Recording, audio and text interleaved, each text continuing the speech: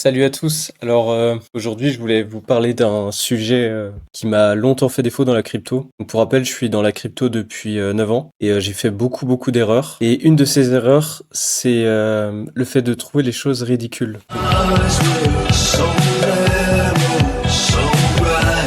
Donc pour illustrer ça, je vais vous parler de CryptoPunk. En fait, j'ai grandi dans une ville et à un moment j'avais fait un meet-up crypto en 2018 et lors de ce meet-up crypto, j'avais sympathisé avec un gars. Et ce gars, il s'est avéré qu'après on allait boire un verre avec un de ses amis à lui justement aussi. Et son ami était très branché sur les NFT à l'époque. En 2018, personne connaissait ça, sauf vraiment les gens férus de blockchain, de smart contracts. Et ce qui s'est passé, c'est qu'il m'a parlé des CryptoPunks en fait. Il m'a parlé pas directement des CryptoPunks, mais il m'a parlé des NFT. Il m'a expliqué ce que c'était des objets sur la blockchain qu'on pouvait posséder, etc. Et moi, j'étais à fond dans un autre projet à l'époque qui s'appelait le HPB. C'était un projet chinois quelconque. Et donc, je lui dis à ce gars, oui, je sais pas, ça a pas l'air très intéressant. Et j'essayais de lui parler du projet sur lequel j'étais, avec toujours cet ego. Mais cet ego, sans vraiment s'en rendre compte, j'étais plus passionné que de l'ego. Mais avec du recul, c'était peut-être de l'ego et ça m'a peut-être joué des tours. Et en fait, ce gars, quand il me parlait des NFT, à l'époque, il y avait que quelques NFT, dont les CryptoPunks. Il y en avait vraiment très peu, en fait. Je vous parlerai peut-être dans cette chaîne de NFT historique. C'est une de mes passions et de mes investissements. Mais à l'époque, il devait y avoir 10 projets, dont les CryptoPunks. Et en fait, je me suis rendu compte, quand j'ai vu les NFT du coup repoper sur mon feed vers 2020, j'ai compris ce que ce gars avait voulu me dire. Et tout de suite, j'ai accroché à ce narratif parce que j'ai trouvé ça très intéressant. Notamment, je suis allé sur la page pour minter des Bored App à l'époque, mais j'en ai pas minté, c'était 100 dollars, 120 dollars, un truc comme ça. Et à l'époque, j'avais pas énormément d'argent, donc j'en ai pas minté, mais j'avais hésité quand même un bon moment. Et vous verrez sur cette chaîne que je vous raconterai pas mal d'anecdotes où j'ai hésité sur des choses qui sont ensuite devenus très gros, mais en fait, c'est les risques qu'on investit en crypto, c'est malheureusement ce qui arrive souvent. Et donc voilà, en 2018, à peu près, ça devait être 2018 ou 2019 peut-être. Mais c'était, je me souviens plus précisément, c'était il y a assez longtemps. J'étais encore féru du projet dans lequel j'avais investi, donc ça devait être peut-être fin 2019. Il était vers 100 dollars. Les CryptoPunks, ils étaient vers 100 dollars. Et en fait, bah, je m'y suis pas intéressé parce que je trouvais ça ridicule. Et ils sont montés à 370 000. Donc 100 dollars, j'en aurais acheté 3, j'aurais pu avoir 1,2 million. Et ce gars-là, maintenant, j'avais retrouvé celui qui m'avait parlé de ça sur Internet. Il avait ensuite une sorte de service d'analyse NFT pour tout ce qui est analyse on-chain des NFT, création de collections NFT pour les marques, etc. En fait, lui, il a carrément percé là-dedans et à mon avis, il devait avoir pas mal de CryptoPunk. Une autre chose aussi où j'ai beaucoup hésité à rentrer, et où j'ai aussi trouvé ça ridicule, c'était les socks. Donc c'était une petite collection de NFT de Unisat. Et en fait, quand vous en possédiez, certains spéculaient qu'on pourrait avoir des avantages sur Unisat. Je sais plus s'ils l'ont fait ensuite. Et pareil, j'avais hésité quand c'était à 100 dollars. Est-ce que je peux afficher? Non, pas afficher en USD le prix. Mais voilà, j'avais hésité quand c'était vers 100 dollars, vers là. Du coup, quand je m'étais rebranché sur les NFT, et j'ai hésité à en prendre un ou deux, quoi, mais pareil, j'avais pas trop de sous à l'époque, et bah, c'est monté à 150 000, quoi. Donc, je peux vous dire que c'était dur psychologiquement de savoir que j'avais loupé ça, mais ça, là, c'est toujours les risques quand on investit dans la crypto. Quand on s'intéresse à ça vraiment beaucoup, quand on s'intéresse à beaucoup de choses, il y a toujours ces risques. Aussi, plus récemment, donc je vous ai dit que je suivais les NFT historiques, et à l'époque, une des personnes et beaucoup de personnes dans les NFT historiques s'intéressaient à ce qui se construisait sur Bitcoin, et dont les tokens qui se créaient sur Bitcoin. Et en fait, il y a un protocole qui a été lancé qui s'appelait les BRC20 où on pouvait créer des tokens directement sur Bitcoin et plus sur et pas sur Ethereum.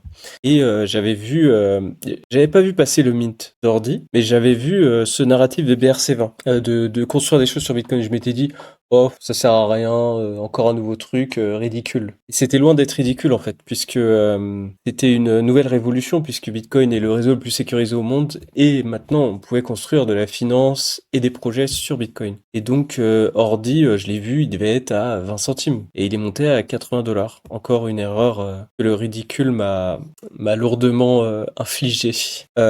Et très récemment, je sais pas si vous avez suivi, il y a un nouveau narratif qui est le fait qu'avec Claude, il y a des gens qui créent des jeux qui sont directement codés sont directement codés avec Claude pour être joués sur navigateur très simplement. Et on peut les voir. Par exemple, il y a ce jeu qui est une sorte de FPS, voilà, où on peut directement y jouer sur son navigateur. Et en fait, les gens sont en train de créer des jeux avec des tokens pour voilà, avec cette nouvelle méthode de développement, de distribution de crypto. Bon, là, on voit que celui-là, franchement, j'hésite à rentrer parce que je pense qu'il a vraiment du potentiel.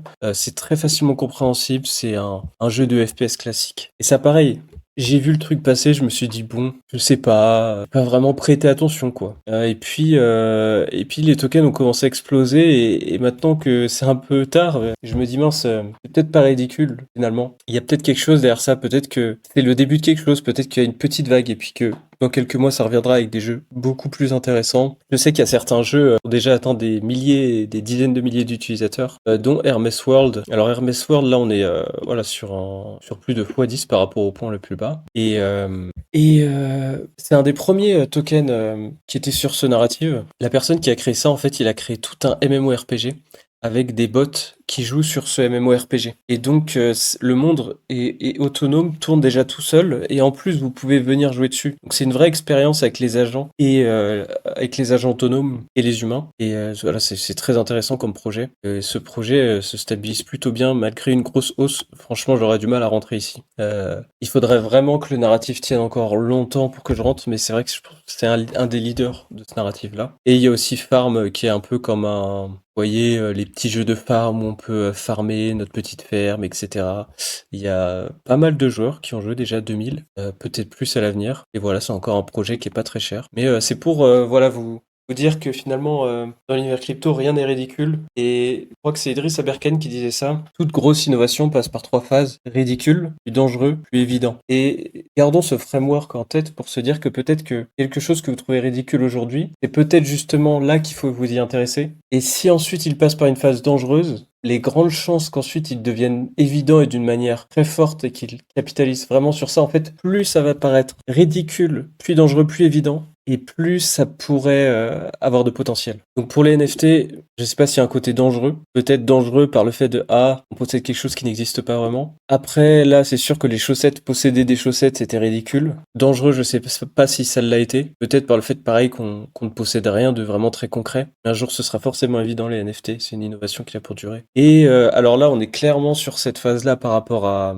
au token créé sur Bitcoin, puisque ça a été ridicule au début, comme je vous l'ai dit, les 2 premiers mois. Ensuite, ça a été dangereux, puisque les mineurs ont commencé à vouloir censurer les transactions, c'était dangereux pour Bitcoin et tout. Bientôt, je pense que ce sera évident. D'ailleurs, il y a les bitmaps. En fait, chaque bloc qui est généré sur Bitcoin va générer un bitmap. Il y a un bloc à peu près toutes les 60 secondes. 144 blocs par jour. Et donc, chaque bloc créé, j'ai dit 60 secondes, mais c'est plus toutes les 10 minutes, pardon. Je confondais avec Fractal Bitcoin, qui est un fork de Bitcoin. Je suis un peu stressé, c'est mes premières vidéos. Et donc, chaque bloc crée un numéro. Et en fait, un bitmap est créé également dans ce bloc. Et l'objectif, c'est de faire ensuite un métaverse décentralisé par rapport à ces blocs. C'est-à-dire que chaque bloc possède des transactions, des patterns, voilà.